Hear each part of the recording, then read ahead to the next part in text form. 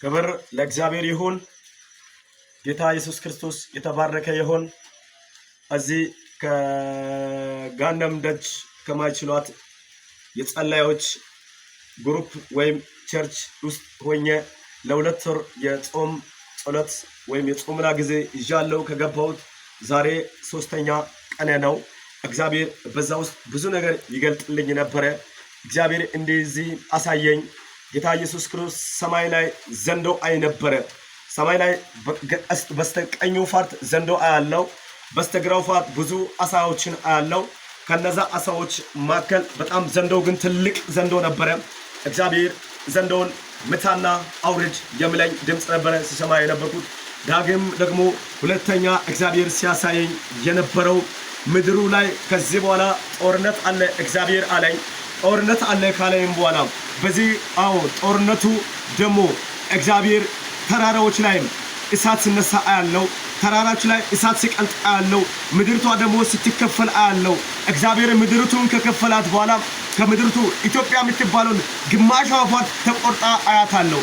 ተቆርጣ ካየውን በኋላ በምድሬ ላይ ትንሽ ውጊያና ትንሽ ግጭት እንዳለ እግዚአብሔር ካሳየን በኋላ ከግጭቱ በኋላ ደግሞ እግዚአብሔር አለኝ ለምድሬ እውነተኛ ብርሃን ይበራል ካለኝ በኋላ ፀሐይ ከስተምስራቅ ስትወጣ አያታለው። ይህን ካሳየኝ በኋላ ዳግም እግዚአብሔር ደግሞ 4 ነፍሳት ያሉትን 4 አውሬዎችን ሰማይ ላይ አሳየኝ።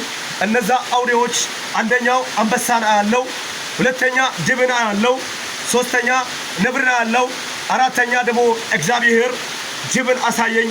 ጌታ የዚህ የህልሙ ባለቤት ክርስቶስ ስለሆነ እግዚአብሔር በዚች ምድር ላይ ጌታ ምን ልናገር እንደፈለገ በዚህ ምድር ላይ እግዚአብሔር ምን ልሰራ እንደፈለገ ምክንያቱም የእግዚአብሔር የመጨረሻው ጊዜ ሲሆን እግዚአብሔር የመጨረሻው ጊዜ ሊሰራ በሚፈልግበት ጊዜ ጌታ እግዚአብሔር አምላክ በምድሩ የራሱ ልጆች ያስነሳልና ስለዚህ ይህን ቪዲዮ የምታዩ ሰዎች ይህን ቪዲዮ የሚናገሩ ይህን የምታዩ ሰዎች ከዚህ ሰዓት ጀምሮ በጌታ በኢየሱስ ስም እናገራለሁ።